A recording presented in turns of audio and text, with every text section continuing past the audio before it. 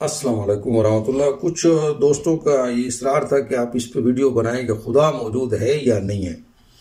मेरे दोस्तों, असल मसला ये नहीं है कि खुदा मौजूद है या नहीं है, या खुदा को आप मानते हैं या नहीं मानते। असल मसला आपका ये है कि अगर खुदा मौजूद है तो वो कहता क्या है। क्योंकि हम लोग जो इस कुर्रे अर्ज पर रहते हैं, तकरीबन 7 अरब 7.5 अरब इंसान रहते हैं। हमारी जो सबसे बड़ी ज़रूरत है वो अमन के साथ इस दुनिया में एक दूसरे के साथ रहना है, सलामती के साथ रहना है। इसी का नाम इस्लाम है।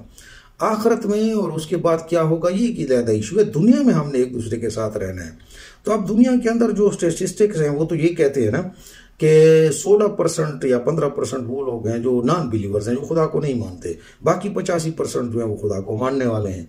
तो अब जो लोग खुदा को नहीं मानते, वो नेचर को मानते हैं कि खुद बहुत सारा कुछ बन गया है, उनके पास कोई दलील नहीं है। बस वो ठीक है, वो ये कह रहे हैं कि भाई यार ये पहाड़ जो है ना ये नेचर ने बना दिया और धमाका हो गया, और दुनिया कोई खास दलील उनके पास है नहीं आगे जाके। तो जो बाकी 85% हैं जो ये कहते हैं कि सारा कुछ गॉड ने बनाया है, उनके पास भी कोई खास दलील नहीं है। बस ये कहने को कह सकते हैं कि ठीक है ये पहाड़ जो है ना ये आखिर इनका कोई खालिक है, और आसमानों का कोई तो खालिक है, खुद तो नहीं बन सकते। लेकिन एक मौका आता है जहाँ पे जाके वो लाजवाब हो जाते हैं। अगर उनके पास जाके उनको आखिरी सवाल ये किया जाए कि ठीक है ये सारी चीजें जो है ना ये खुदा ने बनाई, तो खुदा को किसने बनाया, तो फिर यही कहेंगे कि खुदा तो खुदा है। तो इसीलिए ये कोई इशू नहीं है कि खुदा को तो कोई मानता है या नहीं मानता। इस दुनिया के अंदर तो कोई ऐसा मसला नहीं है। वो जो 15% जो नॉन बिलीवर्स हैं उनको भी उसी तरह जो है ना वो खुशहाल भी हैं, बदहाल भी हैं, उनको गम भी आते हैं, खुशियाँ भी आती हैं, बीमारियाँ भी आती हैं, सेहत भी आती है। ऐसा तो कोई दुनिया के अंदर रूल नहीं है कि जो खुदा को मानने वाला है उसकी 400 साल उम्र है और जो खुदा को नहीं मानने वाला वो 20 साल में मर जाएगा। तो दुनिया के अंदर तो सारे एक जैसे रहते। सवाल ये है कि खुदा अगर है तो खुदा कहता क्या है। अगर आपने खुदा को मानना है, बल्कि खुदा की माननी है अगर, तो फिर यहाँ से इशू शुरू होंगे ना। अब दुनिया में ठीक है स्टेटिस्टिक्स में तो 15% वो है ना जो नॉन बिलीवर है, बाकी 85% मजहबी हैं। लेकिन असल में मजहबी तो वो भी नहीं है ना। अब जो आदमी मिसाल के तौर पर कहते हैं कि खुदा मौजूद है, खुदा की एक बात भी वो नहीं मानता, तो क्या खुदा को मानता है। ठीक है, आखिरत में उसका जो है जर या सवाब या उसको होगा ईमान की बुनियाद पे, जो भी वो अपने लिए वो रखे कि मैं जन्नत में चला जाऊंगा बिल आखिर, तो वो तो अलग बात है। दुनिया के अंदर तो उसका वो जब रहन सहन सारा कुछ एक ही जैसा सारी दुनिया के साथ चल रहा है, तो वो तो एक ही जैसा है। अब इशू ये है कि इस दुनिया के अंदर आप यूं समझ लें कि 1000 आदमियों का एक मोहल्ला है जिसमें 1000 आदमी रहते हैं। तो स्टेटिस्टिक्स ये बताते हैं, आदादोशुमार ये बताते हैं कि 35% जो है वो क्रिश्चियन है, यानी 350 आदमी इस मोहल्ले में क्रिश्चियन रहते हैं, और 250 आदमी जो है वो मुसलमान रहते हैं इसी मोहल्ले के अंदर। 160 हिंदू हैं और 160 जो है वो नॉन बिलीवर्स हैं, ये हो गए। और 70 के करीब जो है ना वो बुद्धिस्ट हैं। 2 सिर्फ इसमें यहूदी रहेंगे आदादोशुमार के मतलब, और बाकी जो है ना वो कोई 2830 जो है वो दूसरे मज़ाहिब के होंगे, जो भी छोटे मोटे मज़हब है। ये जो 2 यहूदी हैं, खैर से यही सारी दुनिया पे इस 1000 आदमी को ये 2 आदमी चला रहे हैं, वो तो खैर एक इलादा इशू है। अब मेन जो मेजॉरिटी है ना उसकी मैं बात कर रहा हूँ कि 350 जो है वो ईसाई हैं और 250 मुसलमान हैं। अब अगर वो मिसाल के तौर पर आपस में रहने के कानून बनाते कि भाई हम ऐसा करेंगे कि हफ्ते में 1 दिन छुट्टी करेंगे, ये तो माकूल बात है ना। कह सकते हैं कि भाई हफ्ते में वीक में 1 दिन तो रेस्ट होना चाहिए, तो सारी दुनिया मुत्तफिक है, अकली तौर पर भी ठीक है। अब अगर वो ईसाई आपको ये कहें कि हमारी तौरात में है कि इतवार के दिन छुट्टी होगी, उसमें इंजील में है कि इतवार के दिन छुट्टी होगी, और मुसलमान इस पर अड़ जाए कि कुरान के मुताबिक जुमे के दिन छुट्टी होगी, इसी पर आपस में नियम में निकल आए, तो अमन कैसे होगा।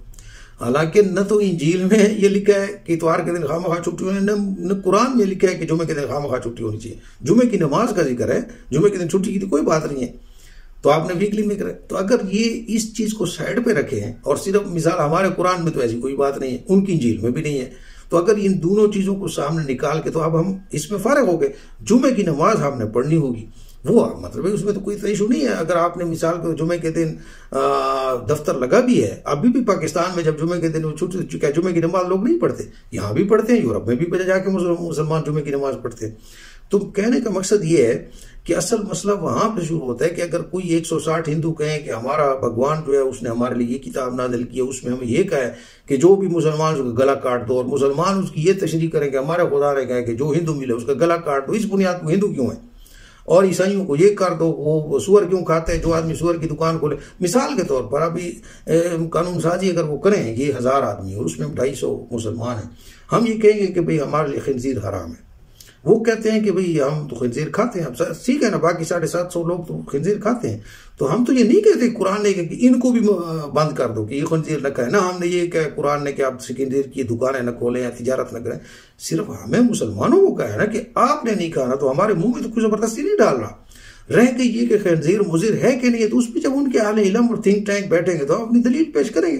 दलील पेश कर सके तो आप पार्लियामेंट में भी पेश कर लें, हमारी बात को मान लें। शराब की बात होगी, हम पेश करेंगे उसमें क्या मुजरत है, क्या दलाइल है, आप भी पेश करें, मेडिकली भी, कानूनी तौर भी, अखलाकी तौर पर भी हम इसके पाबंद है, कुरान के मुताबिक पेश करें। अब अगली बात यह है कि समझिए 1000 जो अला रहता था ना, जैसे मैंने आपको मिसाल दी, इसमें 250 मुसलमान हैं, 350 ईसाई हैं, 70 के करीब बुद्धिस्ट हैं, 160 हिंदू। अब यूं समझिए एक गली ले लें तो मुसलमानों की एक गली है जिसमें 250 मुसलमान रहते हैं। अब इस 250 मुसलमानों में मसला ये है कि 50 इसमें शिया है, 200 इसमें सुन्नी है, 20% ही है, तो 50 इसमें शिया रहते हैं, 200%। अब अगर वो अपनी नीचे कुरान से नीचे किताबों में, तो और बखेड़ा हमारा शुरू हो जाएगा कि भाई ये जो है ना आपकी क्या करें, मुहर्रम आता है तो वो कहते हैं मुहर्रम के लिए 10 दिन बंद कर दो, हमारा तो वो है। बाकी जो 200 है वो कहते हैं कि वैसे तो खैर ये 10% वालों की चल रही है, लेकिन क्योंकि अब मसला ये नहीं है कि भाई, अच्छा एक और बात है, ये क्वांटिटी के हिसाब से आप ये नहीं कह सकते कि हम 200 सुन्नी हैं तो वो शिया जो है ना वो चूंकि 50 हैं लिहाजा वो गलत है। वैसे तो शिया 50%। एक अजीब बात आपको बताऊं कि जो जजीरतुल अरब है, यानी मोहब्बत वही है जहां पे कुरान नाजिल हुए, उन इलाकों में शिया 50% हैं तादाद के हिसाब से। ये इंडिया पाकिस्तान को मिलाएं तो फिर वो बेचारे 20% जाके बनते हैं, वरना बहरीन में 75% शिया हैं, यमन में 45% शिया हैं, 30% अमारात में है, कुवैत में है, 65% इराक में है, ठीक है, सऊदी अरब में 5% 10% होंगे। तो ये तो वहां के जो अरब जो जहां पे इस्लाम नाजिल हुआ तो ये 50% बनते हैं। एनी हो, तो मैंने मकसद ये था कि ये आप नहीं कह सकते किसी आदमी की क्वांटिटी का। इसी तरह पूरी दुनिया में भी आप ये नहीं कह सकते ये 15% जो नॉन बिलीवर हैं, तो चूंकि 85% मजहबी हैं तो हम हक पे हैं, और ये 15% जो है ना चूंकि 15% है इसलिए ये जो है ना नाहक पे हो गए। ऐसी कोई बात नहीं है। इल्म जो है वो क्वांटिटी के हिसाब से नहीं होता। खुदा न खास्ता अगर दुनिया में कभी ऐसा हो जाए कि 85% लादीन हो जाए, 15% या 5% मजहबी खुदा को मानने वाले रह जाएं, तो क्या इस बुनियाद पर ये कहें कि 95% खुदा को नहीं मानते तो ये 5% गलत है? क्वांटिटी की बुनियाद पे तो नहीं होगा, वो तो अपनी दलील और हक की बुनियाद पे होगा। तो अब हम ये अर्ज करें कि कुरान को आप रेफरेंस बनाएंगे तो ये 1000 के मोहल्ले में भी अमन से रहेंगे और ये 250 की गली में भी अमन से रहेंगे। और अगर आप कुरान को रेफरेंस नहीं बनाएंगे, उससे नीचे आएंगे तो गली आप कहीं छोटी सी बस में भी आराम से सफर नहीं कर सकते। पाकिस्तान की एक बस में आप सफर कर रहा हूँ, अब उस सफर में मिसाल के तौर पर बाकी सारे मुसलमान, चलो वो मिसाल नॉर्मल मुसलमान रहते हैं, 5 उसमें जो है ना वो मजहबी रहते हैं, वो उसमें से भी एक शिया बैठे हुए हैं, 4 जो है ना वो देवबंदी बरेलवी और अहले हदीस वगैरह बैठे हुए हैं बस के अंदर। अब जो बस वाले ने म्यूजिक लगाया तो 5 खड़े हो गए कि जी म्यूजिक तो नहीं है, म्यूजिक हराम है, आप म्यूजिक नहीं लगाएंगे। वो बाकी जो बेचारे मुसलमान बैठे वो तो चुप हो जाएंगे, ठीक है, वो मतलब है कि दिल चाहता है नहीं चाहता, अखलाकी तौर पर ब्लैकमेल हो जाएंगे क्योंकि यहाँ पे इनका जोर है पाकिस्तान। अच्छा मजे की बात ये कि ये जब हज पे जाते हैं तो एयरपोर्ट पे म्यूजिक बाज रहा होता है तो वो इनको मसला नहीं करता। यूरोप में तबलीग में चले जाए तो वहां भी खैर से अगर जगह जगह म्यूजिक, वहां भी मसला नहीं होता। इधर पाकिस्तान में भी किसी उसमें बैठे हो ना, किसी VIP किस्म की बस में बैठे हो, मिसाल के तौर पर डे हो जहाँ पे बड़े बड़े लोग बैठते, वहां भी म्यूजिक का मसला नहीं होता। ये छोटे छोटे रूट्स पर जहाँ पे गरीब, जहाँ पे हाथापाई जरा आसान है, किसी को दबाना आसान है, वहां पे जरा इनको फिर मसला होता है कि ड्राइवर को जो है ना वो दबा देंगे, भैया आप म्यूजिक ना चलाओ। खैर उनको भी कुछ जरूरी नहीं है कि वो म्यूजिक चलाएं, मैं कोई म्यूजिक की हमायत में बात नहीं कर रहा, वैसे एक बात कर रहा हूँ। अच्छा तो ये है कि जिस तरह डाइवो में होता था पहले शुरू में या जहाज में होता है कि आपको माइक्रोफोन वो हेडफोन दे दिया जाता है और उसमें अगर जिसने सुनना है अपनी सीट पे सुन ले, तो कोई जरूरी तो नहीं है कि आपने सबको स्पीकर और सबका सर पढ़ना है। खैर मैं बात म्यूजिक की कर रहा था। अब मिसाल के तौर पर ये मुहर्रम चल रहा है, मुहर्रम में ये जनाब वो जो एक शिया मुसलमान है वो कहते हैं कि जी अब तो हमारा मुहर्रम है तो आप ये करेंगे वो नोह की कैसेट चला दें। अब वो चूंकि करके हमारी किताबें हमको कहती हैं कि हम हमारी इबादत है, हमने नोहा सुनना है, अब वो इस बात पे कह रहे हैं, तो वो बाकी जो 3 बरेलवी देवबंदी और वो जो है वो खड़े हो गए कि नहीं हमने तो ये नहीं सुना। अब इनकी आपस में वो बस बाकी तो एक तरफ रह गए ना, इनका आपस में रौला पड़ गया। अच्छा शिया को तो इन्होंने दबा दिया कि हम 3-4 हैं, वो बेचारा चुप होकर बैठी।